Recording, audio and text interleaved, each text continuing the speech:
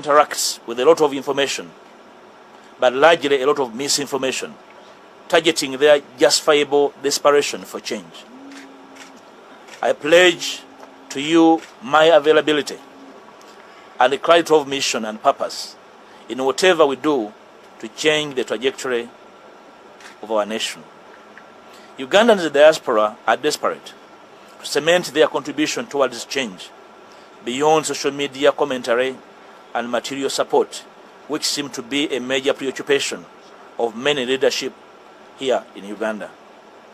We should be embarking on a joint push for major reforms in our electoral laws and major constitutional shifts to enable diaspora citizenry participation in our electoral activities beyond manipulating the change agenda by selfish individuals here. By the end of the planned NUP reform process that I have pledged, arbitrary, opportunist, and deviant work methods, lack of internal conflict resolution mechanisms, nepotism, corruption, greed, and abuse of office, including extortion and blackmail, will be a thing of the past. Finally, I will be unveiling to the public what next in the coming weeks, and I will share with the NUP membership and change-seeking forces what I believe my party and myself can contribute to the change agenda, given the time frame at our disposal and the urgent need for us to coalesce and find bearing for the Uganda that we need in the immediacy. I thank you for God and my country.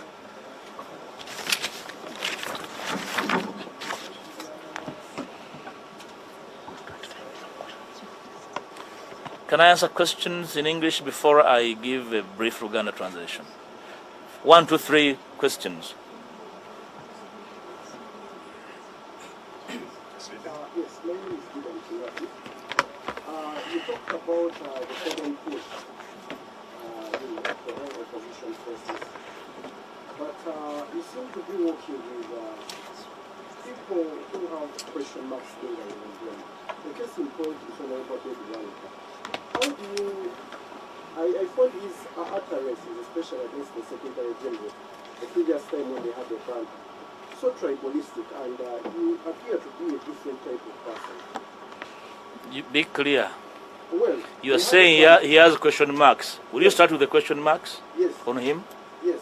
The question marks are border on the tribal undertones that he usually propagates. And the case in point is, just a few weeks ago, if you're active on X, you'll see the number of comments that he made against the Secretary General, which I find not problematic.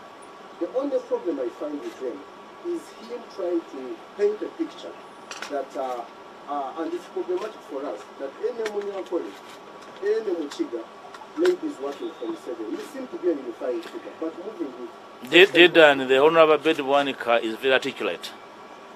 When you find him, ask him those questions. I don't speak for him. Okay. Then, secondly... Would you be fair to others answer one question? Which media house? Mine. Yes. Please do. Thank you. My name is Elizabeth. Have you met with the party president? Speak louder, kindly.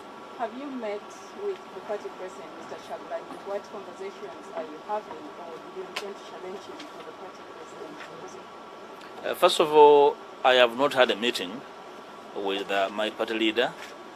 I have only been hearing him speak on the media, at funerals and at press conferences. And others, trying so hard to convince the country that I'm a terrible human being, and the country has not accepted. So we have not met. Unfortunately, maybe in the coming days we will be able to meet, if he pleases. I cannot force him to meet me. But if he pleases, he's my leader.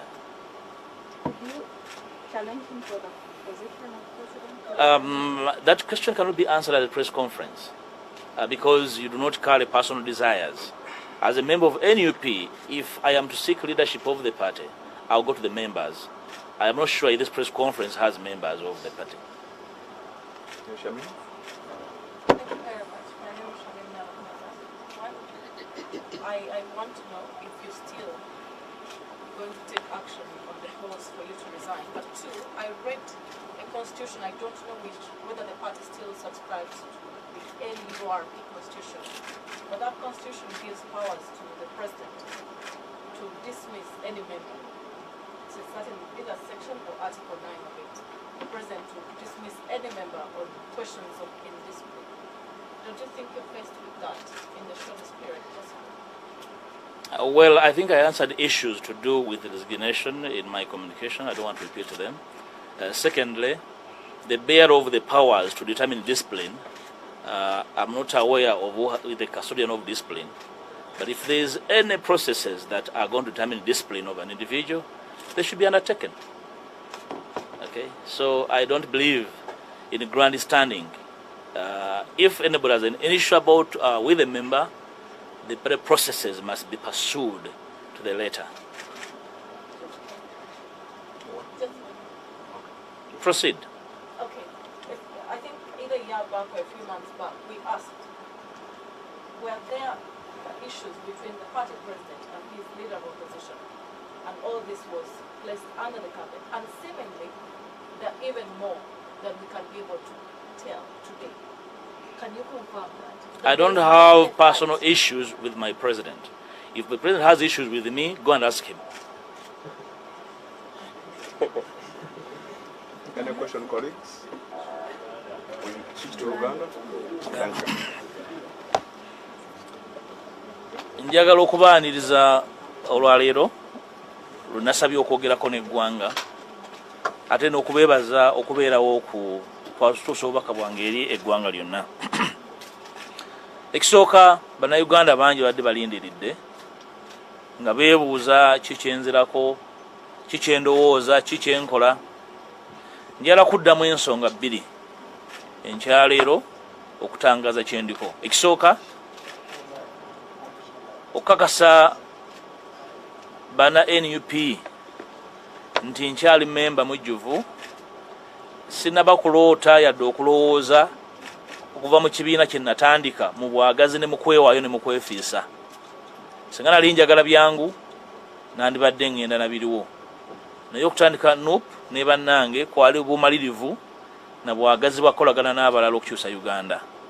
N'olwekyo tewali muntu yenna ajja kungoba mu NUP, tewali agenda kunsindiikiriza. N'abadde bagezaako okunsindiikiriza nti ngende, njala bagamba nti wendi, era ngenda kwetaba mu bbanga eriddako mu mulimu omunene ogw'okukyusa enkola y'ekibiina. Ekibiina kibe nga tekitambula nga bwe twagala okujja mu buyinza, nga kitambulira mu biragiro naye nga kitambulira mu kugoberera amateeka n'emitendera, okuwuliziganya nga waliwo obutakkaanya ku nsonga yonna, okuwabuligana n'okuwangana ekitiibwa. Obanga oli memba, oli mukulembeze, oli full soldier, yenna gwe bawa ddata, gwe bapangisa okunvuma, ojja kunvuma ndi mu kibiina era nja kuddamu nga ndi mu kibiina. N'olwekyo sigenda kuseeseetuka, ndi deputy president w'ekibiina. Ekibiina we kiri nakiteekako amaanyi gange, obudde bwange. N'olwekyo omuntu yenna alowooza nti bw'onontyobola nga nva mu kibiina mwendi.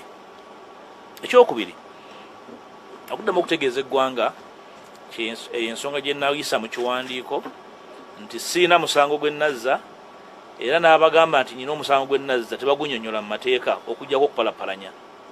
So kye nategeeza eggwanga nakali kye ntegeeza eggwanga nti buli kyenkola nkimanyi era nkitegeera, ate siri kapeere mu kutegeera amateeka. Ekyokusatu, okutegeeza abo bonna betukkaanya mu Uganda gye twagala okuzimba empya nti nja kubeera nammwe era sijja kukyuka era sikyukanga, naye okujjako okweyongera obumalirivu naddala nga ndaba embeera eyagala okujjawo ey'okusindiikiriza, okunyigiriza n'okutyoboola abantu abakoze byonna kye tusobola okuzimba wetutuuse. Nja kutambula nammwe, si mu NUP mokka, n'ebibiina byonna ne bassekinnoomu abakkiriza mu nkyukakyuka era nga bakkiriza nti Uganda weeri yeetaaga obununuzi obw'amangu. Kino eraliikiriza nti mu kiseera Omwami Museveni amaze okulangirira obwakabaka bwe, ate ffe abaagala enkyukakyuka tuli mu kulwanira bukunkumuko na bitole bya mmere.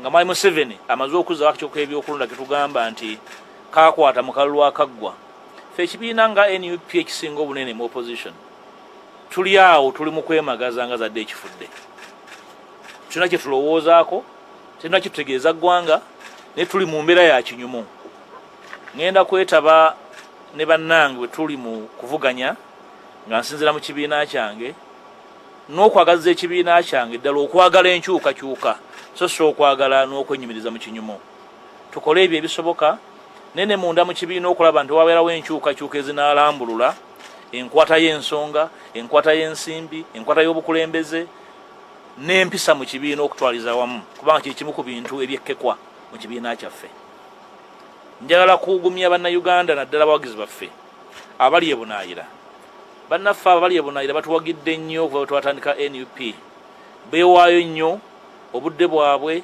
ssente zaabwe ze bafuna mu bugubi okuyimirizaawo emirimu gy'ekibiina njala bategeeza nti sigenda kuseeseetuka ku ebyo bye mumanyiiko era byenkyaliko ekyokubiri nti nze ne bannanga abalowooza nti tuziŋŋamye okukwatagana okulaba nti tuteekawo enkyukakyuka ez'omuggundu mu mateeka agafuga ebyokulonda kubenga okwetaba kwamwe mu byobufuzi tekukoma kuteeka biwandiiko ku mitimbagano na kusonda ssente naye nga musobola okulonda musobola n'okubaako bye mubuuza mu butongole ne muddibwamu nga bannayuganda ab'obwebange nga mwe muli n'okuteekawo ennongozi za musemateeka okulaba nti bannaffe abali e Bulaaya abali e Bunaayira abali mu nsi nga babonaabona beetaba mu kukyusa eggwanga lino so si mu bigambo bugambo ekisemberayo ddala njagala okukakasa bannanuupu nti ndi nammwe wendi era buli nsonga yonna gye tutakkaanyaako tujja gitereeza mu kibiina naye ng'enkola y'ekibiina gyengenda okutabamu okukyusa ebale nnyo Some question?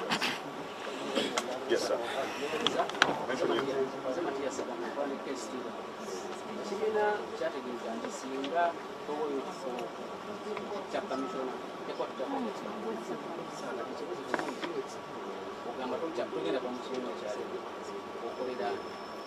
ndowooza ensonga za commissioner naziddamu dda si za kunyumya mboozi ya ku luguudo zirina obulungamya bwabwe buli mu mateeka saagala zimalirako biseera ndowooza nazitangaaza dda ayogera ekirala ndowooza anyumya mboozi ya kubugumya mmwe naye commissioner tulabye nga ssemateeka wammwe akakyoko ebyokulonda kamugoba ssemateeka wannuuka kimutambulira ku ssemateeka ki badde nsaba ekibuuzo ekyo kyali essaabawandiisi w'ekibiina ye custodian wa ssemateeka w'ekibiina era omubuuze lwaki na buli kati tetulina ssemateeka mutongole omubuuze ne mwasinziira byalangirira mwabijja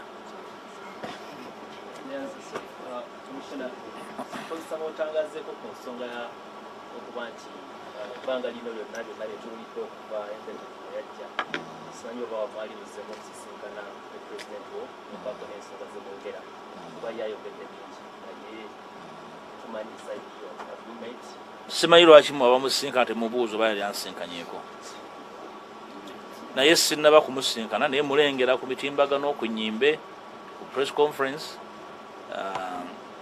musaasira ng'omukulembeze wange ng'agezaako okumatiza ensi nti ndi muwonoonyi obwenkanidde awo naye ensi ekyagaanya okukkiriza ndowooza pulezidenti wendi bw'aba neetaaga sinnamunoonyaako nange bw'aba mpise nja kumusinkana twogende sinaafuna mukisa kumusinkana mulundi mulala ndowooza ali bize nnyo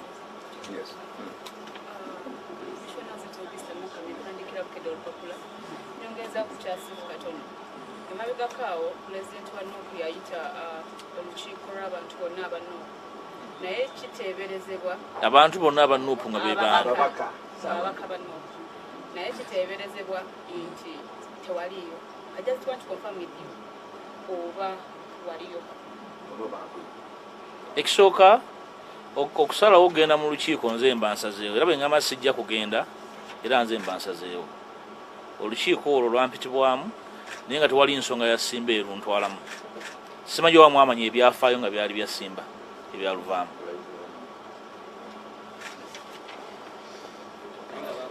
sitera nnyo kwagala kwetaba mu nkiiko za mukolo bukolo njagala nnyo enkiiko z'ebyobufuzi eziba zenkana zirina okuba nga zirina ekigendererwa ekirambikiddwa obwemu ku buwabuzi bwenja okuwa president nga tuzemu okusinkana. Yes, sir. Amanya zituweerera nti akolera GNTV n'ekika. Njala kubuuzaako ku nsonga yabagamba nti weekweka nnyo Bwakabaka lwakugambako ng'oweza owekitiibwa waaki naye ng'ate eno byoka nga tebijjamu ekyo. Nga kiriwa kyenkola?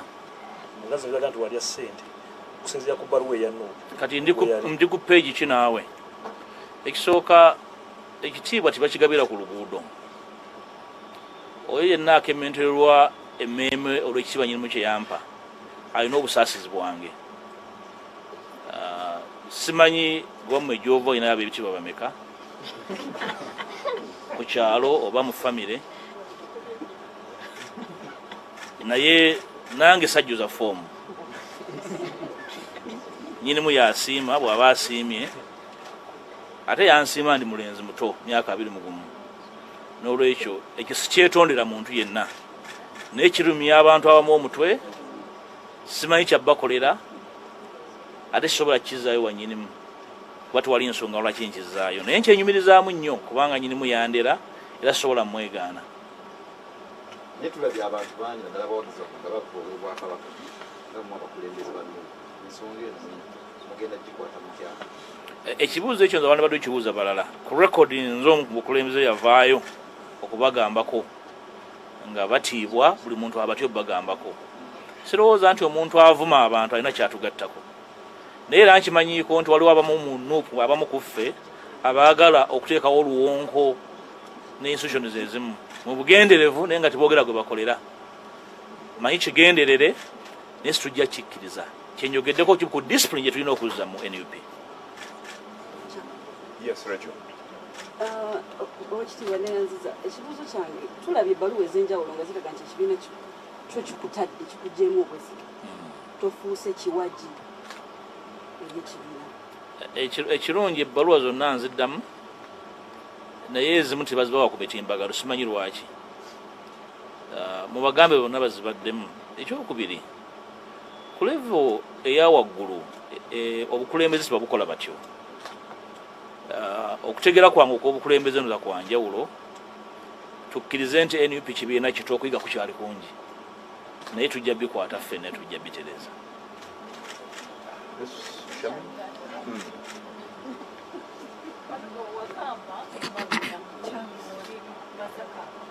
Wagamba nti abasiiwusa empisa mu NUP ojja kubagolola ettundu. Olwaleero bakyakulemeredde. Era okugolola abantu ettumba si mukolo, tujja bakuŋŋanya ku mukolo owamanseeko amazzi wagola ettumba. Kirimu okusomesa, kirimu okujjukiza, kirimu okukangavvula, naye kyonna kitwala obudde kubanga okuzimba ekibiina nga institution eggumidde eyimiridde nga teyimiridde erina emisingi egyasimbye mu musenyu kitwala akaseera. Ndowooza nti tuweebwe obudde mu kaseera kano buli muntu mulaba waayimiridde ku discipline, mu kukola ebituufu, mu kugezaako okutyoboola abalala. Ndowooza byonna tubiwa obudde ne bannayuganda abatufuula kye tuli batulaba bajja kutwawulamu ebiseera nga bitambula. Kyenjala okuddamu kyenjogedde nti sijja kuva mu Nuupu naye nja kugibeeramu ngolola ettumba abo abalowooza nti bajja gitwalanga ekintu ekyokusaaga. Yes, Eric. Oweekitiibwa kiki kyoyogera ebigenda mu maaso nga gwe ssentebe wa NUP mu Buganda, amyuka pulezidenti wa NUP mu Buganda, ebigenda mu maaso e Masaka bitwala abakulembeze baavayo ne beekuba. Ng'ekimu ekibinja bagamba kyakunga, ekirala nga bagamba nti kirimu omukono gwe.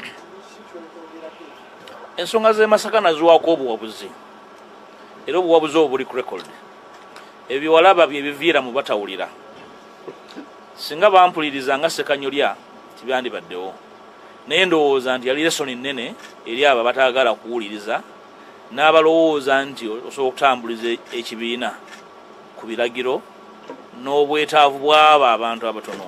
Okuwabula kwange kwe nawa e Masaka nkyakuyimiriddeko nti ebintu ebimu birina okuyimirira, buli muntu ategeere gy'alina okukwata. Waliwo abaatumwa ku mugga ne bagenda kuleeta mafuta olaba bwatu mwenku ne baleeta ssanja n'olwekyo singa tuwuliziganya ebintu byandibaddewo. Yesterday, Wandera? The last two.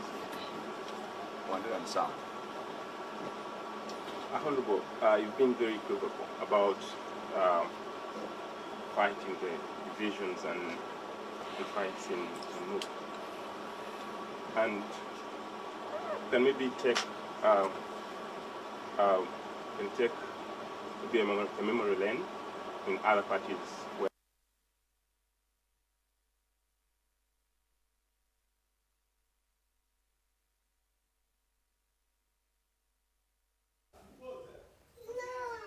omulabi wa BBS telefine yaffe embeera bwetyo bwebadde